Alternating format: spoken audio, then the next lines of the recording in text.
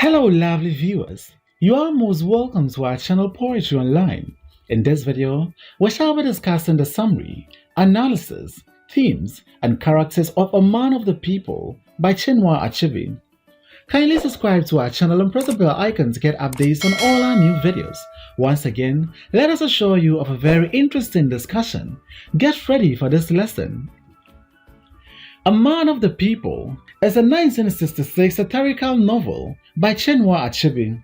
This novel criticizes the so-called leaders, politicians, or big men who use their positions or offices to amass wealth, embezzle, and misappropriate state funds at the expense of the masses.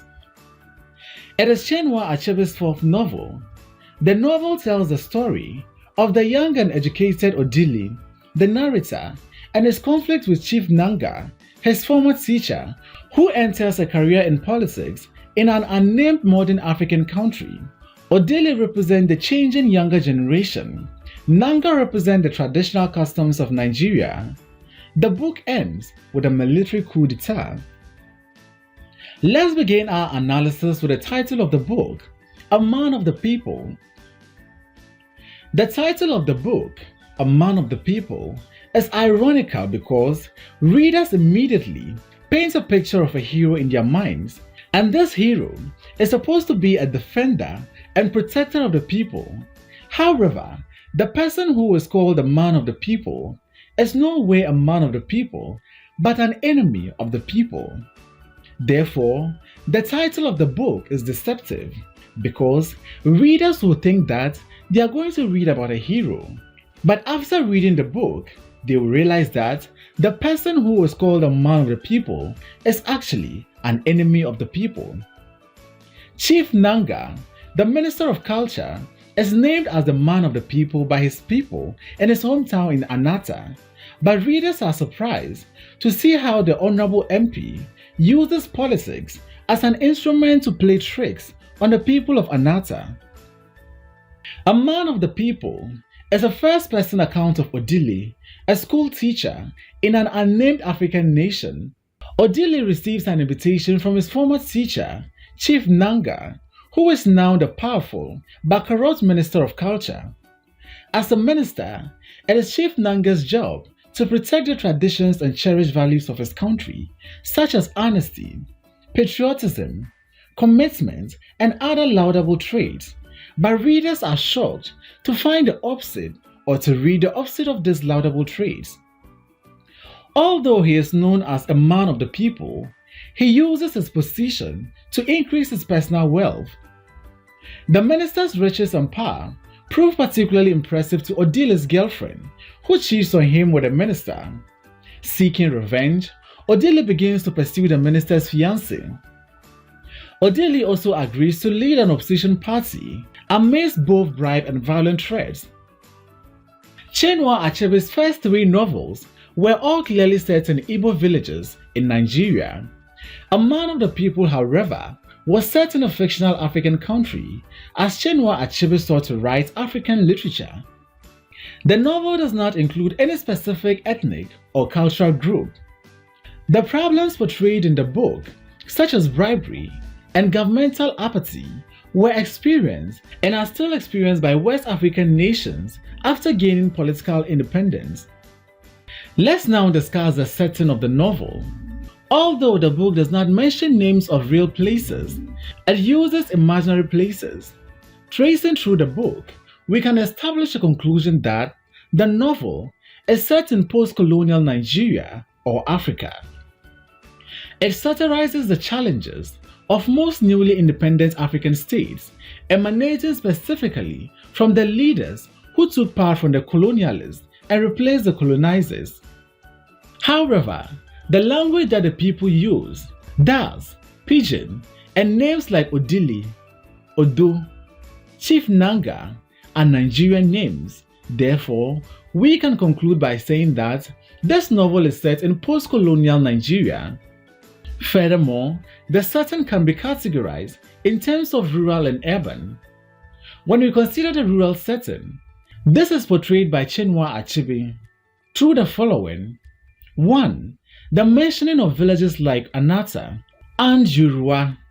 This helps us to understand that there are people living in rural areas where even the mode of transport is mainly by walking on foot or at best using bicycles. 2. Poor social services like no electricity, no pipe-borne water, and the hospitals are far away from them. 3. People in the villages are illiterate and extremely ignorant. This gives way to the few, like Chief Nanga, Chief Koko, and Hosea, to exploit them. When we consider the urban setting, there is a small trading town of Gili where Odili lived with his half-sister when he was 12. Additionally, there is the capital city of Bori, where Odili visited Chief Nanga after his unexpected invitation. Let's consider how Chinua Achebe depicted the city life. The city life is quite different from that of the countryside. Here, there are luxurious houses like Chief Nanga's house. There is adequate supply of water and electricity. The major means of transport is by motor cars. Also, people have access to information through television and newspapers like daily chronicles and daily marches. There are 9 parties, like the one Chief Nanga attended, leaving Odili with his wife at home. Let's now consider the major characters in the book. Chief Nanga. Chief Nanga is a former teacher and scoutmaster. He taught Odili when he was in Standard 3. Odili says, 16 years or so ago, he had been my teacher in Standard 3. I something like his favorite student. I remember him as a popular, young, and handsome teacher, most impressive in his uniform as a scoutmaster. Chief Nanga is currently the Minister of Culture and a member of the POP. He left the teaching profession and became a great politician, although he started like an unknown backbencher in POP. He is a corrupt and selfish leader. Like other African leaders who took power after independence, he uses his position for his own private interests. For example, he gives Odili a bribe and a scholarship to step down for him. He gives the editor some money to have his speech printed. He receives bribes from British companies like the British Amalgamated and Antonio and Sons. He is an infidel and a great womanizer. He is married, but he doesn't seem to be satisfied with his wife, as he plans to marry Edna after financing her education.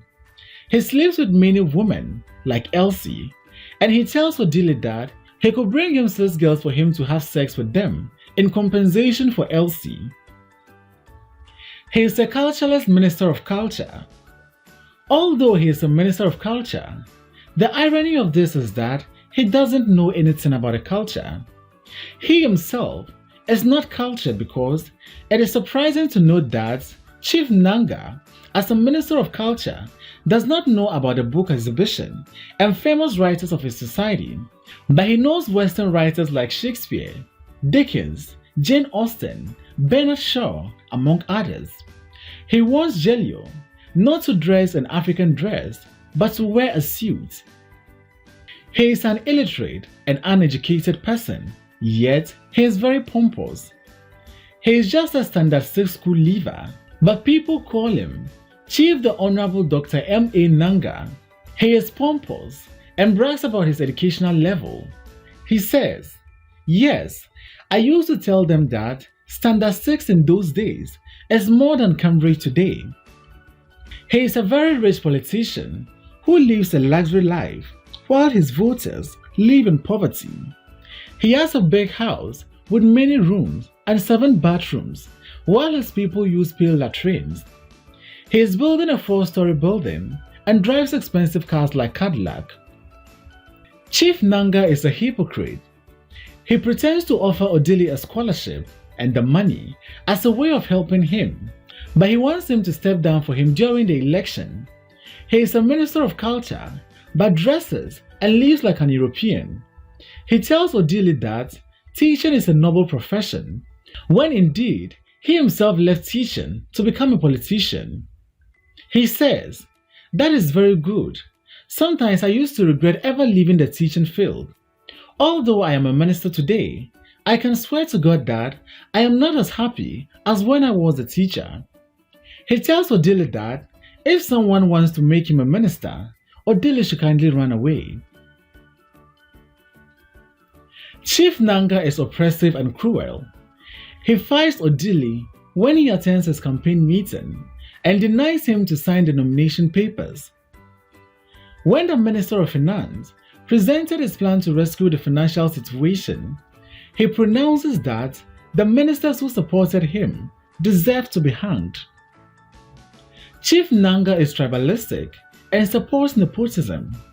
He advises Odili to leave the teaching profession and take up a strategic post in the civil service because most of the people there are from other tribes. He says, "By the way, Odili, I think you're wasting your talent here. I want you to come to the capital and take up a strategic post in the civil service. We shouldn't leave everything to the Highland tribe. My secretary is from there. Our people must press for their fair share of the national cake." Let's now move to Odili Samalu. Odili Samalu is the main character and narrator of the story. He is the one telling the story from his own first-person point of view, and he says in page 1 that the story I'm going to tell will make no sense. Odili Samalu is a university graduate and a teacher. After graduating, he was employed as a teacher at the Anasa Grammar School, where he came to meet Chief Nanga and changed the trajectory of his life into politics. He is an anti-corrupt person who hates nepotism. He is given a bribe and a scholarship by Chief Nanga to step down for him, but he refuses and goes on with his plans. He even objects Mark's idea of taking money he was given by Chief Koko to step down for him, since it will ruin the reputation of their newly formed party. Odili Salamu is revengeful. He wants to revenge against Chief Nanga, who slept with his girlfriend. He also becomes a politician and among the founding members of Common People's Convention, CPC, and contests against Chief Nanga as a revenge against him, in which he loses his job in the election. He says, "I am anxious to play down my humiliation, but even more because I no longer care for anything except the revenge." Odili Samalu is a victim of oppressed regime. He is beaten up by Chief Nanga when he attends one of his campaign meetings. He is denied the opportunity to sign the nomination paper to qualify him as an election candidate. He loses his job after contesting against Chief Nanga. He is promiscuous and a fornicator. He started dating and sleeping with Elsie when he was at a university, and they were not married. He continued with the same attitude when he went to the city and wanted to have sex with her. He had sex with Jane, the wife of John, when the party was over. Odili Samalu is an agent of change. He wants to bring changes in his society, but the presence of ignorant citizens and corrupt but politically powerful people like Chief Nanga, Chief Koko, and the oppressive police services makes his movement almost impossible. He has true love for Edna. He loves Edna and convinces her to marry him, warning her against marrying Chief Nanga. Odili Samalu has a firm stand. He tells Chief Nanga to keep his dirty money because he was not so cheap to be bought with a few dirty pounds. He says, "Do you want an answer?" It is no in capital letters. You think everyone can be bought with a few dirty pounds? You are making a sad mistake. Let's now discuss Maxwell Kulamu. Maxwell Kulamu is a lawyer by profession. He is one of the founders of CPC, the Common People's Convention, a political party founded to overthrow POP from power. He is creative. Maxwell takes money given to him by Chief Koko to step down for him, but uses this money to hire a minibus for campaign. Maxwell Kulamu is a poet. Back when he was at school, he was a poet laureate of his school As Odili confirms, he was the poet laureate of our school, and I still remember the famous couplet of his poem he wrote when our school beat our rivals in the intercollegiate soccer competition. Maxwell Kulamo is assassinated by Chief Coco. Following his refusal to step down for Chief Coco, he is knocked by Chief Coco's jeep and dies on the spot, and his girlfriend revenges for him by shooting Chief Coco. He is an agent of change. He plans to bring about changes in his society, but his plans are cut short by Chief Coco, who plans his assassination. People called him a hero after his death. Let's now move to Chief Simon Coco. Chief Simon Coco is a Minister of Overseas Training and a member of POP. He is among the corrupt leaders of the government in power who have enriched themselves while their citizens suffer in dire poverty. He is a corrupt leader. He offers Maxwell £1,000 so that he may step down for him, but Maxwell uses the money to hire a minibus for campaign. Maxwell says, "Chief Coco offered me £1,000. I consulted the other boys and we decided to accept it. It paid for the minibus." Chief Simon Coco is a murderer. He hires an assassin who knocks Maxwell with a jeep and kills him on the spot for political reasons. The author explains, but as soon as Maxwell alighted from his car, one of Chief Coco's jeep swept up from behind, knocked him over, and killed him on the spot. Chief Simon Coco is killed by Eunice, Maxwell's fiancée. Following the death of Maxwell, Eunice revenges for her fiancé by shooting him dead as well. The author narrates, Eunice had been missed by a few inches when Maxwell had been felled. She stood like a stone figure, I was told, for some minutes more. Then she opened her bag as if to take out a handkerchief, took out a pistol instead, and fired 2 bullets into Chief Coco's chest. Edna Odo. Edna is the daughter of Odo. She comes from a poor family.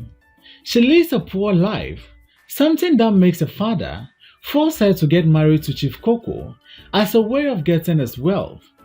In a way, she is a victim of forced marriage. While Odili gives her a lift on a bicycle and the food is spilled, she says, "My mother would die of hunger today," meaning there was no other alternative for her to get food. Edna Odo is educated. Her education is funded by Chief Nanga.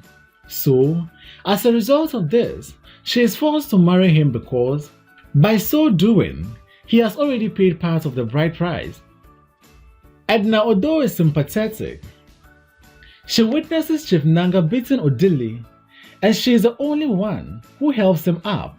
And also, she visits him in the hospital to see his progress, in which case, their bond of friendship is strengthened. She is apologetic. She apologizes to Odili on behalf of her father because he mistreated Odili when he visited her at home. She says, "My brother has narrated to me how my father addressed you badly and disgraced you. I am really sorry about the whole episode, and I feel I'm going on bended knees to beg for forgiveness. I know that you are so noble and kind-hearted to forgive me before I even ask." She is appreciated and thankful. Edna Odo thanks Odili for the piece of advice he gives her. She says, "I cannot adequately express my deep sense of gratitude for a brotherly piece of advice. It is just a pity that you did not meet me in the house when you came last time." Lastly, she becomes Odili's wife. She ends up marrying Odili when Chief Nanga is arrested. Next is Hezekiah Samalu. This is Odili's father and a member of a local chairman of POP. He is a polygamist. He has 5 wives and 35 children. Right now, he has 5 wives. The youngest, a mere girl whom he married last year. and he is at least 68, possibly 70. Samalu is considered as a superstitious person. Being a district interpretator made him hated by many people.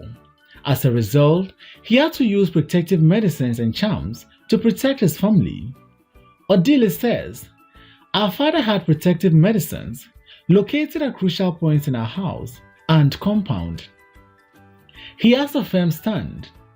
When Odili and Max launched their campaigns on his compound, he is forced to sign a document that dissociates him from his son's lunatic activity, and that the launching of CPC was done without his knowledge and consent. All he said was, 'A man of word never gets up to and say what he said yesterday. I received your friends in my house, and I am not going to deny it.'" Salamu was a district interpretator. He worked as a district interpretator during the colonial times, and he was hated by the people because they considered him part of the colonial regime. Odili says, "So interpreters in those days were powerful, very rich, widely known, and hated." He is a local chairman of POP. After retiring from a district interpretator, he plunges himself into politics of his village and was the local chairman of POP. He loses his post when he allows the CPC to launch their campaign on his compound. Let's now move to Eunice. Eunice is a lawyer by profession and Maxwell's fiancée. She is a revolutionist and a co-founder of CPC, Common People Convention.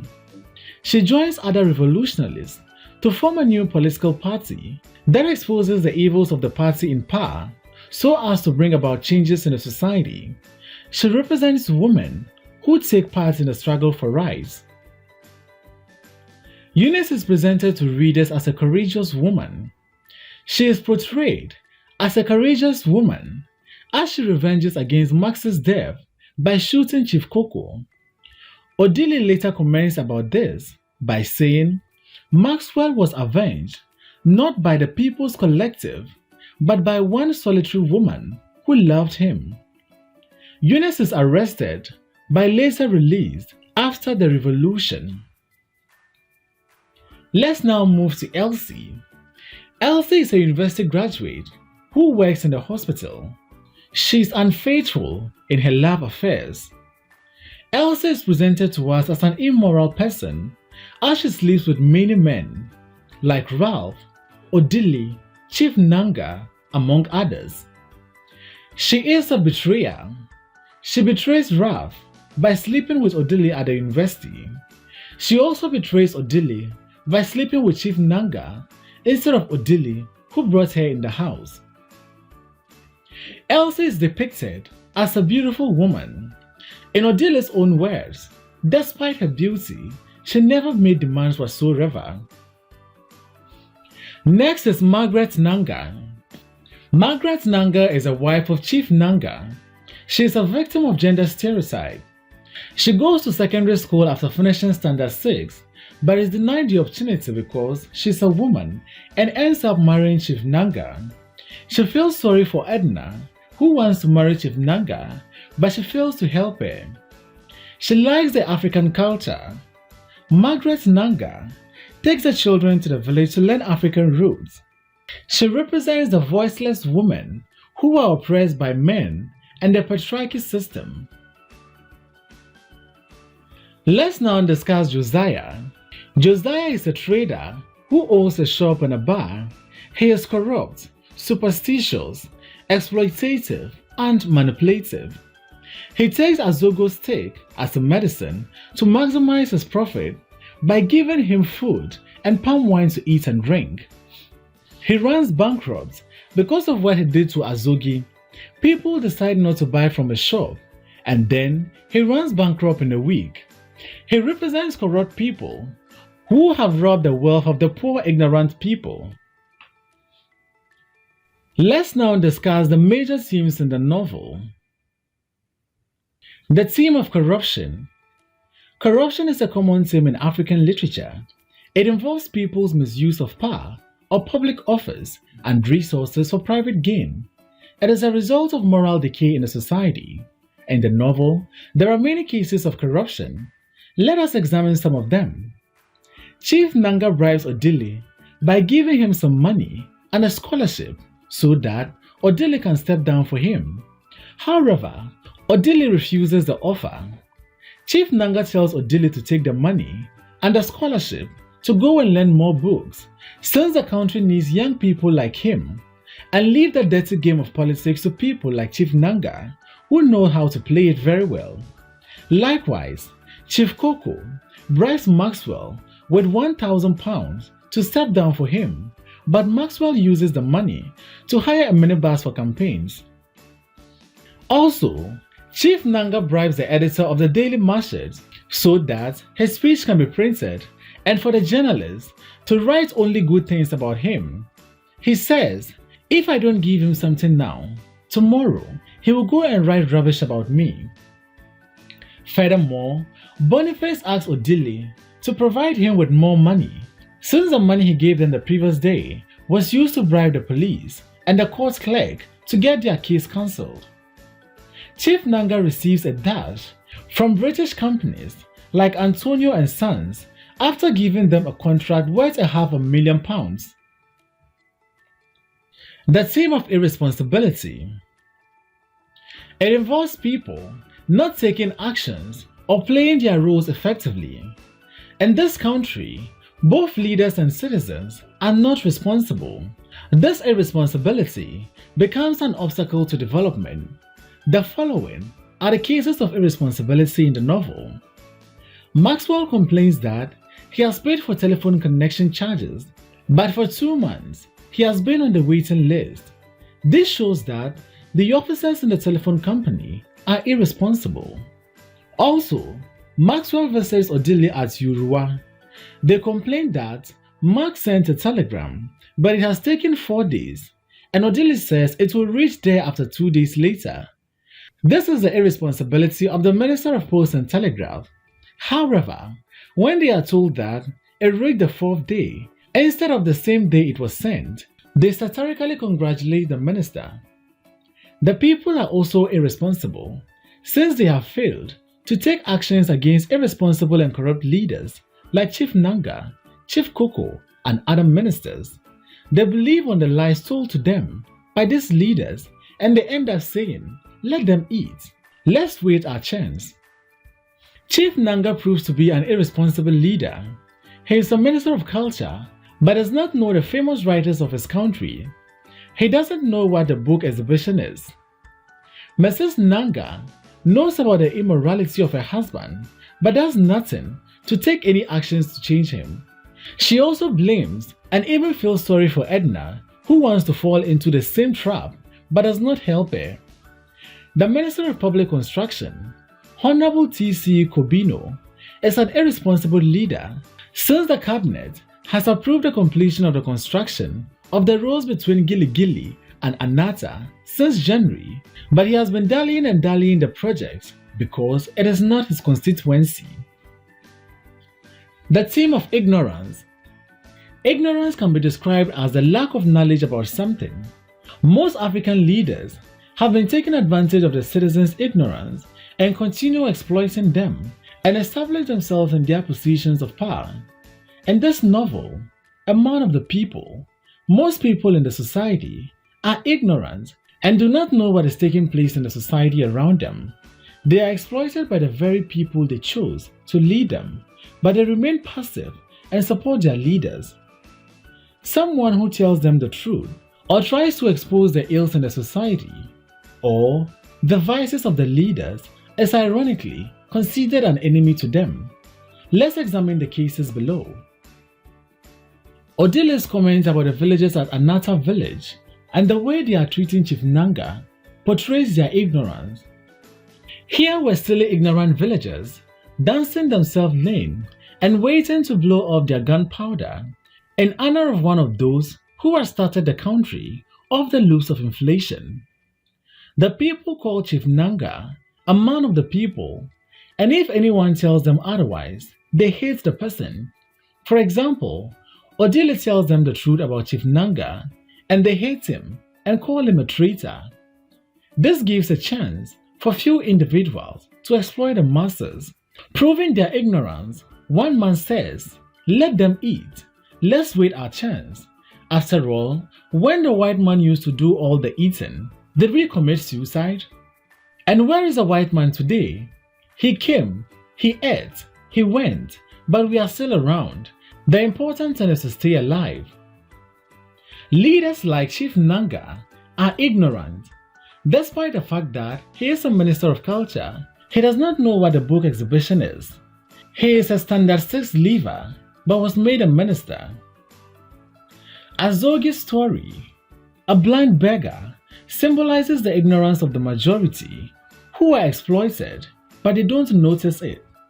Leaders give them gifts during campaigns and they forget them later by embezzling the public funds. The theme of betrayal. Betrayal is the act of hurting somebody who trusts you, especially not by being loyal or faithful to them. This is also a common theme in African literature. Many leaders who took part from the colonialists have betrayed their people because they only care about themselves and their selfish gains. Chief Nanga and other leaders have betrayed their voters. They live in luxury houses and drive expensive cars, while their voters live in dire poverty. Elsie betrays Rav by sleeping with Odili.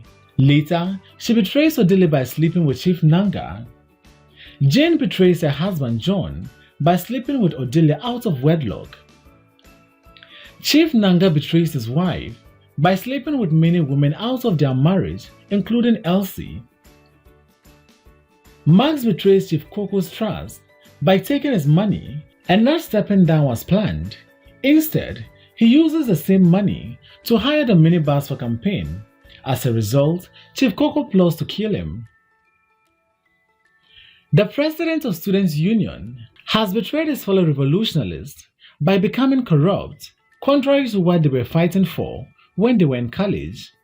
Odili says he was now an ice cream eating parliament secretary in the Ministry of Labor and Production and had not only become one of the wealthiest and most corrupt landlords in Bori, but was also reported in the press as saying that trade union leaders should be put in detention.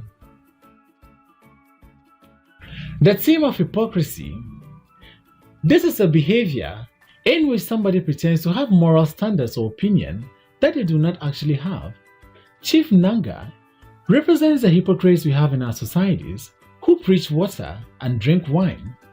He pretends to offer Odili a scholarship and money as a way of helping him, but he wants Odili to step down for him during the elections.